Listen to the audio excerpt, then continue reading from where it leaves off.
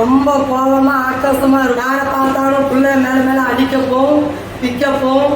இந்த பிள்ளை நைட்டும் பகலும் எங்களை தூங்க விடாது. இருந்தாலும் ரொம்ப நாள் எங்களை வருத்தம்.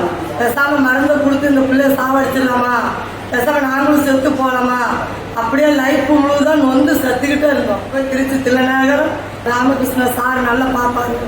அந்த பிள்ளை டாக்டர் அந்த இடத்துல போய் பாரு. அந்த 10 வயசுலேருந்து கடந்து வந்து இந்த பிள்ளைய மாத்திரை மருந்து காமிச்சு அப்போ அந்த பிள்ளை கொஞ்சம் படுக்க தூங்க ரெஸ்ட் எடுக்க அப்போதான் எனக்கு மன நிம்மதியாக வந்துச்சு. இன்னும் நார்மலாக ஆக்குவான்னு என் நம்பிக்கை இருக்குது. என் நம்பிக்கையை நான் வீண்படுத்த மாட்டேன். நைட்டும் பகலாக இருந்தாலும் இந்த நேரத்துக்கு எங்கள் ஏரில் 10 மணிக்கு பழனி மலையில் எச்சலில் வந்திருக்கிறோம். ஃபுல்லாக ஐயா தயவுலாம் நல்லா இருக்குது. அந்த மாத்திரை மருந்தும் நல்லா ரெஸ்ட்டும் எடுக்குது. உங்கள் தயவால நீங்களும் இந்த பிள்ளைங்களை வீட்டில் அடித்து வச்சு அந்த பிள்ளைங்களோட லைஃப்பை வீணாக்காதீங்க.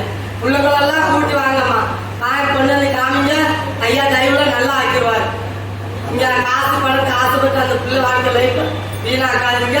ஹாஸ்டல்லையும் தள்ளி விடாதீங்க. நான் நல்லா பார்த்துக்கிறேன். நல்லபடியாக இங்கே வந்து டாக்டர்கிட்ட பாருங்க. இந்த டாக்டரும் நல்லவர், அவர் குணமாக்கிடுவார். ஆஸ்பத்திரி ராமகிருஷ்ணா ஐயா தயவால அநேக பிள்ளைங்களும் நல்லா இருக்கணும். என் பிள்ளை மாதிரி உங்கள் பிள்ளைங்களும் நல்லா இருக்கணும்.